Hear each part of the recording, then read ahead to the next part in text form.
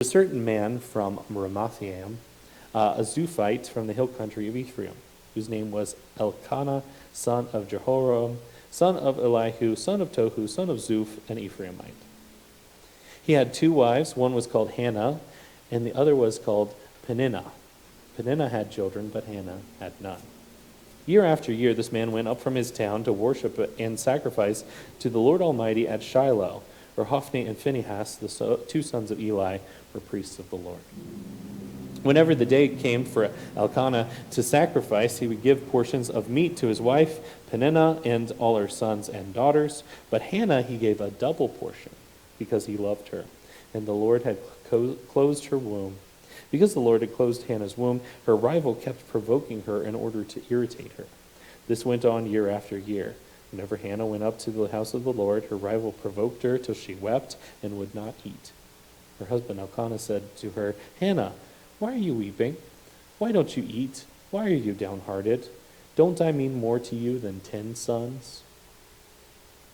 So we get the beginning of our story here in the introduction of our important people. Though they've only been mentioned so far, we've got the priest Eli and his two sons, Hophni and Phinehas, who are serving at the worshiping place of the Lord here. They are serving there before the altar and performing these sacrifices. And in case you didn't catch it, the meat that is being divided up here, that Elkanah is sharing with his two wives, is the meat of the sacrifice. After the sacrifice has taken place, you get a portion of that back. And you use that to celebrate your recommitment and your rededication to the Lord. And so that's what he's doing. He's giving a double portion, twice as much, to Hannah, and he's giving the normal amount of meat to his other wife, Peninnah, and also for her to share with her children there. And so Elkanah is very well-meaning here, but I don't think he understands just how hurtful he's being when he says what he says to Hannah to comfort her. Did you notice his little speech he gives? It's not very nice. It's kind of self-centered. I'm going to read it to you one more time. He says, "Hannah, why are you weeping? Why don't you eat? Why are you downhearted? Don't I mean more to you than 10 sons?" You don't really get it, do you? You're the husband, you're not the child. There's a big difference between those two things. Having a husband and having a child are two different types of relationship. And she feels like she's missing out. And not only because her relationships that she desires to have, her child has not come to her, but also because his other wife has plenty of kids. Keeps on having kids, right, with her husband. So she's like, well, yes, I have my husband, but I don't have my children that I desire to have. And the relationship between her and her husband is good. I'm not trying to say anything about that, but I just don't think he is quite being as kind as he could be in his response to her heartbreak here at not having a child. If we continue reading, though, we see this in verse 9. Once they had finished eating and drinking in Shiloh, Hannah stood up. Now Eli the priest was sitting on his chair by the doorpost of the Lord's house. In her deep anguish, Hannah prayed to the Lord, weeping bitterly. And she made a vow, saying, "Lord Almighty, if you will only look at your servant's misery and remember me, and not forget your servant, but give her a son, then I will give him to the Lord for all the days of his life, and no razor will ever be used on his head." She kept on praying to the Lord. Eli observed her mouth. Hannah was praying in her heart, and her lips were moving, but her voice was not heard. Eli thought she was drunk. And he said to her, "How long are you going to stay drunk? Put away your wine." "Not so, my lord," Hannah replied. "I am a woman who is deeply troubled. I have not been drinking wine or beer. I was pouring out my soul to the Lord." Now there's a little bit of a wordplay there that you might be missing out on. The idea of pouring out to the Lord or offering a drink offering was a possible sacrifice you could do. And so she kind of makes a pun here, right? That rather than imbibing in drinks myself or even pouring out a drink offering to the Lord. I'm pouring my soul out like a drink offering before the Lord. Okay, we'll continue. Do not take your servant for a wicked woman. I have been praying here out of my great anguish and grief. Eli answered, go in peace, and may the God of Israel grant you what you have asked of him. And she said, may your servant find favor in your eyes. Then she went her way and ate something, and her face was no longer downcast. Now, much like her husband's response to her grief, I'm not sure Eli's was completely well thought out here. Now, it was a nice thing to say, and he was sincere, I believe, but it kind of almost, from my perspective, seems like he's going, oh, well, I made a mistake. Let me be nice. Okay, well, I was rude to this lady who was just praying to God. I hope your prayers are granted. Okay, bless you. But this blessing is taken seriously by God, whether Eli meant it seriously or not. Go in peace, may the God of Israel grant what you have asked of him. Now, let's remember what her request was. She says, I want a son, and I will dedicate him to you, Lord. Now, let's think a little bit about what Hannah's request actually means. If you asked for a son at that time, that would mean that you and your future are secured even if something happens to your husband. If you get a son, especially your son being your firstborn, and then something happens to your husband, then all of the land doesn't go to Peninnah. Some of it goes to Hannah. All of the flocks don't all go to Peninnah and her children. Some of it goes to Hannah. So she's not calling for an insurance policy here. She's not praying to have a kid because it's going to protect her and her future. She's not calling for a child to be born so that she can be safe and secure. She's calling for a child to be born so she can fulfill her deepest heart's desire to simply be a mother. And then she's going to dedicate that child to God. So much so that he's going to undertake this vow where he is not allowed to cut his hair as part of his dedication to the Lord there in verse 11. We saw that. So Eli blesses her and says, may the God of Israel grant what you have asked of him. And her response is to be encouraged by this. Now, again, did Eli hear her prayer? That was kind of the whole point, right? She was whispering this to herself. He has no idea what she wants. But he asks that the Lord grant her favor. And so she's encouraged by this, and she goes, and she's no longer depressed. She's no longer sad about this situation.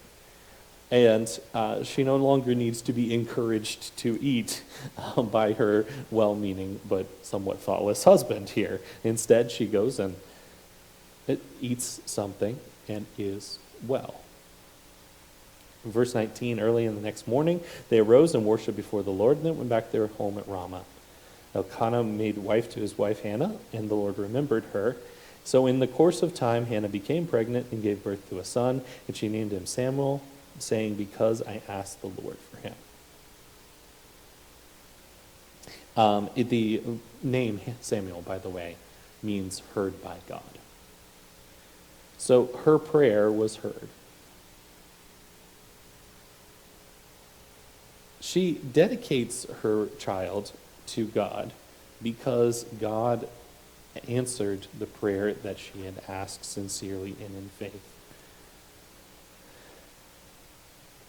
This is a really fascinating story for me because, like I said, it's not as if she was praying for Samuel to come and be the heir of part of Elkanah's estate so that he could take care of his mother. It's not like she prayed for Samuel for her own any personal reasons beyond her own satisfaction at becoming a mother, becoming a parent. She has given birth to a son for the Lord, for his purposes. And so he becomes anointed by God. He becomes a prophet of the Lord and is dedicated to that purpose. He is a holy man in a true sense of the word. He's dedicated and set apart from the rest of society. He doesn't get to live like everybody else. He never goes and gets a haircut. He never leaves the tabernacle as far as his service to the Lord goes. I mean, he travels beyond the walls of the tabernacle, but the point is, that's his home. He doesn't establish himself in the world outside of his service to God. This one who she names heard by God is someone who then himself will hear God very shortly. But before we get to any of that, let's take a moment and look at what happens when she brings Samuel and dedicates him at the temple. Verse 21, when her husband Elkanah went up with all his family to offer the annual sacrifice to the Lord and fulfill his vow, Hannah did not go. She said to her husband, after the boy is weaned, I will take him and present him before the Lord, and he will live there always. Do what seems best to you, her husband Elkanah told her. Stay here until you have weaned him. Only may the Lord make good on his word. So the woman stayed at home and nursed her son until she had weaned him. After he was weaned, she took the boy with her, young as he was, along with a 3-year-old bull, an ephah of flour, and a skin of wine, and brought him to the house of the Lord at Shiloh. When the bull had been sacrificed, they brought the boy to Eli, and she said to him, Pardon me, Lord. As surely as you live, I am the woman who stood here and beside you praying to the Lord. I prayed for this child, and the Lord has granted me what I asked of him. Now I give him to the Lord. For his whole life he will be given over to the Lord. And she worshiped the Lord there. So now here comes the moment where Hannah is going to worship the Lord, and she's going to give this prayer. It's more like a poem or a song in the way it's structured. But given the context of what's going on, she's dedicating her son at the tabernacle to serve there for the rest of his life. She's not abandoning him, by the way. She visits him on a regular basis. We're going to look at that. It's kind of a cute little part of the story. But listen to the words she chooses to use to celebrate giving her child over to God permanently. My heart rejoices in the Lord. In the Lord, my horn is lifted high. My mouth boasts over my enemies, for I delight in your deliverance. There is no one holy like the Lord. There is no one besides you. There is no rock like our God. Do not keep talking so proudly or let your mouth speak such arrogance, for the Lord is a God who knows. By him deeds are weighed. The bows of the warriors are broken, but those who stumbled are armed with strength. Those who were full hire themselves out for food, but those who are hungry no more. She who was barren has borne 7 children, and he who has had many sons pines away. The Lord brings death and makes alive. He brings down to the grave and raises up. The Lord sends poverty and wealth. He humbles and he exalts. He raises the poor from the dust and lifts the needy from the ash heap. He seats them with princes and has them inherit a throne of honor. For the foundation of the earth are the Lord's. On them he has set the world. He will guard the feet of his faithful servants, but the wicked will be silenced in the place of darkness. It is not by strength that one prevails. Those who oppose the Lord will be broken. The Most High, will thunder from heaven. The Lord will judge the ends of the earth. He will give strength to his king and exalt the horn of his anointed. You know, if you took this out of context, there's probably another version of this sermon outline where I read this first and make you guess where it's from. You could have thought this was a victory speech from David after he fought a battle. But instead, this is Hannah's victory speech after dedicating her son at the temple. This is what she proclaimed to the Lord after being able to give over her child that she had long sought after to service to God.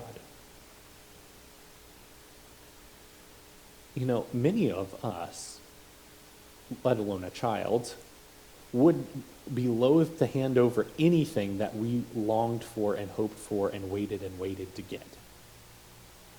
If you had ambitions of attaining something in your life for your whole life, and then you finally get it, the last thing you want to do is go, well, this one belongs to God, so I won't take this one, but let me just set that aside. Imagine any material thing, any relationship you have, the thing you waited the longest to get, then going, but it doesn't belong to me anymore, that's God's. This is Hannah's prayer of dedication at handing over her son, her firstborn son, at the temple, to never live with her another day in his life, to never come home, to not grow up having him get in the way while she's cooking, to not grow up, patching up his knee when he trips playing outside. She was victorious in getting to dedicate him as a holy man before the Lord. The bows of warriors are broken, but those who stumbled are armed with strength. That's how she felt at getting to make this great dedication. If we continue on, we're going to see some more from Samuel's story as we go on. We're going to skip a little bit because we're going to talk about Eli's sons being wicked and their sort of opposite nature to Samuel and his good character. We'll look at verse 18. Probably worth going back and talking about Hophni and Phinehas and sort of the contrasts being made here at some other time. But in verse 18 of chapter 2, we read the following. But Samuel was ministering before the Lord, a boy wearing a linen ephod. Each year his mother made him a little robe and took it to him when she went up with her husband to offer the annual sacrifice. Eli would bless Elkanah and his wife, saying, "May the Lord give you children by this woman to take the place of this one she prayed for and gave to the Lord." And then they would go home.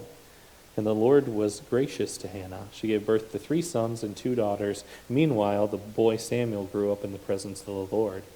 And skipping down a bit here in verse 26, we see again, the boy Samuel continued to grow in stature and favor with the Lord and with people. Does that sound familiar? Before that phrase was used to describe Jesus, it was used to describe prophet Samuel. Hannah's offering up of Samuel at the tabernacle here sounds like a military victory, but it's just as momentous for her and her world as it would be for David conquering one of his enemies. She's not just been granted a child here, but she's been blessed later on to have many children. She's not just been able to give over her son to the temple, but she has had personal, individual, verifiable proof that the Lord answers prayers. Her victory here was a victory of faith. It is not by strength that one prevails. Those who oppose the Lord will be broken. What are we doing with the things God has given us? Are we even partially dedicating them to the Lord? Or when God holds out his hand and shows you an opportunity, do we say, no, this one's mine. You can't have this one, God. You gave this to me. Why are you trying to take it back? What do you do with the things that the Lord gives you? Now, Hannah is a great mother. She had many children. She took care of them well. Even Samuel, who she dedicated, to the temple, she thought of him and went and brought him clothes every year and made sure that he was taken care of. By the way, you don't just stop at Kohl's and pick up a little robe on your way, right, to Shiloh. She was making that by hand from thread upward to clothe him every year. She was spinning and weaving to take care of her son who was far away. So that takes some dedication too. My point is, what are we doing in our lives that shows our dedication to God? How do we handle what he's given us to show that we consider it to be holy before him? Now, we don't have a tabernacle to go leave things at, but we are, the New Testament tells us, we as the church are the temple of the Lord, and his Holy Spirit resides within us. What are we doing to show the world our dedication and our faith in him? How do we handle the things and the relationships that God gives us? I hope this has been a lesson that we can take and apply. And as you read Hannah's prayer again, because that's your homework, go back and read it again and think about it and how it applies to you. Think about what you could claim as a victory of the Lord in your life. Maybe it's the moment that made you become a Christian. Maybe it's something that happened later. But think of those moments when God has declared victory over your enemies, your spiritual enemies, your material enemies, your actual, people who have opposed you. Did you dedicate yourself and the victory he gave you back to him? Have you given God enough credit for the things he has established in your life? And what do you think will happen if you do follow through on that? What does Hannah's example teach us about those who dedicate what we have and what we've been given back to the Lord? I hope this lesson's been beneficial for you today, and I hope you do take it home with you and consider it carefully as we talk about our relationship with God, with those around us, and as we meditate on what our future with the Lord will be going forward. And I hope that if you haven't dedicated yourself to the Lord, if you haven't become holy through the baptism that he asks that we participate in, that you'd come forward and do that. But if you need prayers for the church for restoration, dedication to the Lord, or for encouragement, if we could do anything to help you in any way, we'd invite that you come forward as we stand and sing.